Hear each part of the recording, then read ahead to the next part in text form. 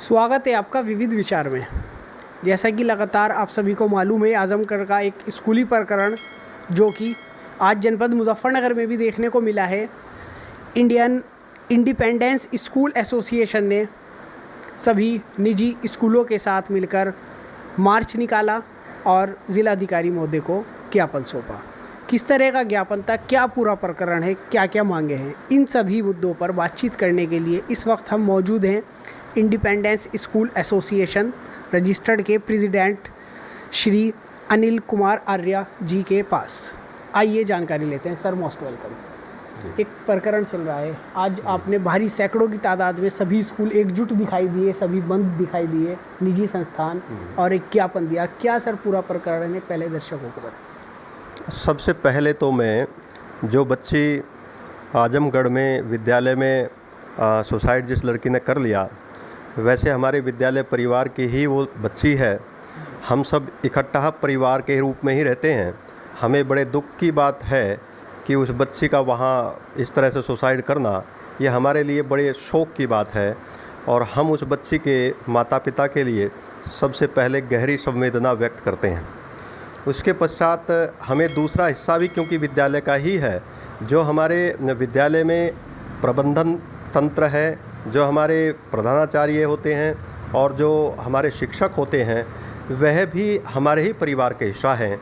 तो दूसरी कड़ी इसकी यह है, ये बड़ी दर्द की बात है कि प्रशासन ने बिना जांच किए, बिल्कुल भी कोई हिलावाली के किए एकदम से उन्हें जेल में डाल दिया।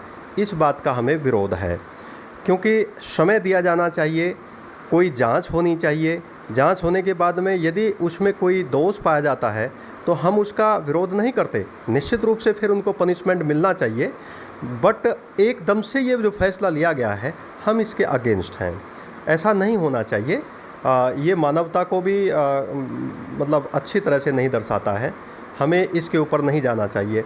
दोनों ही कड़ी हमारे विद्यालय से संबंधित हैं, हमारे ही परिवार की दोनों घटनाएं हैं। हमें दोनों के ऊपर ही बड़ा दुख है। जी सर, ये जो सुसाइड का मामला हुआ, क्यों हुआ, क्या स्टार्टिंग से क्या था सर? देखो, आए दिन विद्यालयों में ऐसी ड्रिल चलती रहती हैं छोटी मोटी, कि जो हमारे विद्यालयों के नियम होते हैं, उन नियमों को हमें फॉलो कराना होता है। जहाँ तक बात हमारे सीबीएसई की ये है, तो सीबीएसई ने बिल्कुल स्ट्रिक्टली बैन किए हुए हैं कि आप मतलब टेलीफोन का वहाँ कोई प्रयोग नहीं करेंगे। उसके पश्चात फिर भी बच्चों को बार बार बताने के बावजूद भी यदि इस तरह की कोई प्रैक्टिस बच्चा करता है, तो हम यदा कदा हम सभी स्कूलों में ये ड्रिल करते ही रहते हैं। यदि किसी के पास से यदि इस तरह के कोई टेलीफोन या इस तरह की कोई मैसेज मिलते हैं, कोई चीज़ें मिलती हैं, तो हम उसको बच्चों को अवेयर भी करते हैं, उसे ना लाने के लिए बार बार कहते भी हैं। पर उसके बावजूद भी बच्चे कुछ ऐसे नियमों का अवहेलना कर जाते हैं, जिसकी बाद में चल के बड़ी परेशानी हमारे सामने आती है। तो ऐसा ना हो, उसके लिए हमें ये करना भी ज़रूरी है।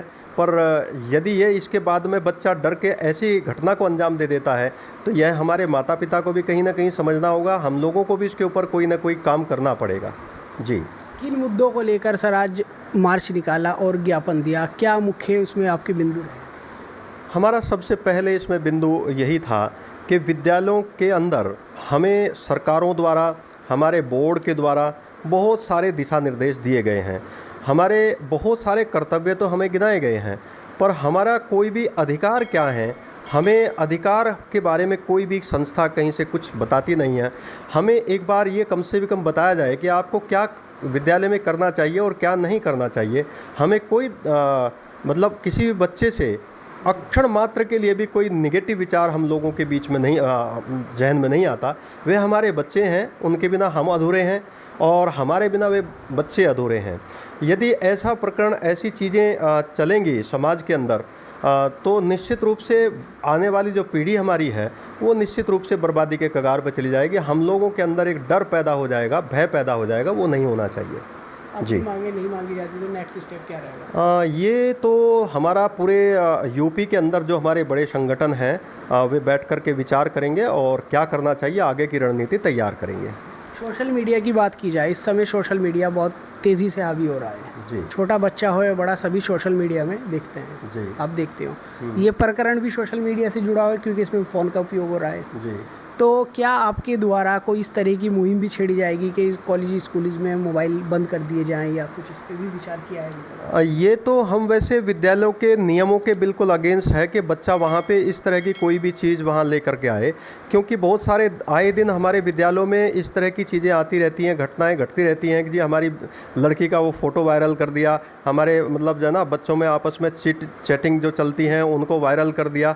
तो इन चीज़ों से बचने के लिए हमें निश्चित रूप से विद्यालय के ऊपर इसको बैन तो रखना ही पड़ेगा, और यदि समाज इसके लिए हमसे ढील मांगेगा तो निश्चित रूप से हमारी जो आगामी आने वाली पीढ़ी है वो संस्कारवान नहीं बन सकती, और वो जब हमारी बातों को फॉलो नहीं करेगी तो आगे चल के वो संस्कार पैदा कहाँ से होंगे उसके अंदर। तो संस्कारों को पैदा करने के लिए, उन्हें व्यवहार सिखाने के लिए शक्ति का होना वहाँ से थोड़ा ज़रूरी है, वो होनी चाहिए।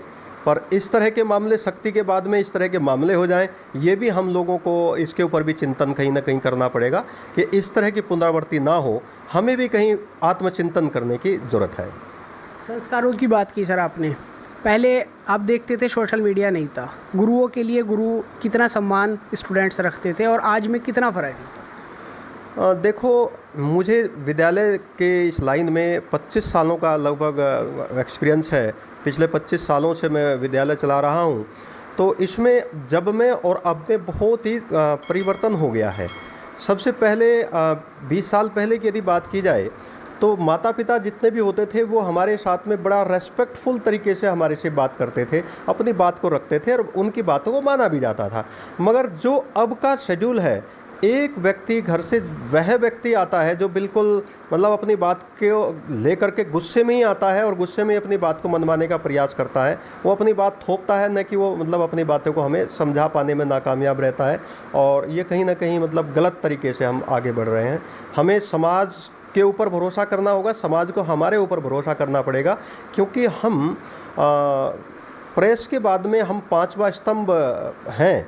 वास्तव में यदि शिक्षक के विश्वास में कमी आ जाएगी तो हमारा आगे से जनरेशन पूरी ख़राब हो जाएगी। ऐसा हमें नहीं करना चाहिए। जी, माता पिता के प्रति जैसे बच्चों को फ़ोन आजकल दे देते हैं, बच्चे स्कूल आते हैं, आप देखते हैं नाबालिग बच्चे भी व्हीकलों पे बहुत तेज़ चलाते हैं, 3-3 4-4 बैठते हैं। इसमें माँ बाप का क्या कर्तव्य बैठता है, उनके लिए क्या मैसेज देना चाहेंगे आप? देखो, इसमें सरकार की भी गाइडलाइंस पहले से ही बनी हुई है कि 18 साल से नीचे तो न लाइसेंस बनता है, और हमारे जो जनपद के अधिकारी हैं, अभी भी वो 4 दिन पहले ही हमारी डीएम साहब मीटिंग ले रहे थे, उसमें भी स्पष्ट रूप से निर्देश दिया गया था कि 18 साल से पहले जब उनका लाइसेंस नहीं बना तो उन बच्चों को इसको चलाना ही नहीं चाहिए।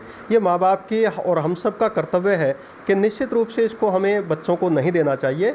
वे स्टंट भी करते हैं, वे चोट भी खा जाते हैं, और बहुत बार ऐसी भी घटनाएँ सुनने को मिलती हैं कि बड़ी दर्द भरी कहानी सामने आती है, बच्चा एक्सीडेंट में एक्सपायर हो जाता है। तो इन सब के लिए भी हमें चिंतन करना पड़ेगा। निश्चित रूप से हमारे पास में एक बच्चा सबके पास में है आज के आधुनिक युग में। हम उसे प्यार भी बहुत ज़्यादा करते हैं, पर प्यार करने का अर्थ ये नहीं होता कि उसकी हम खुली छूट कर दें और उसे हम जो चाहे वो मनमानी करने दें।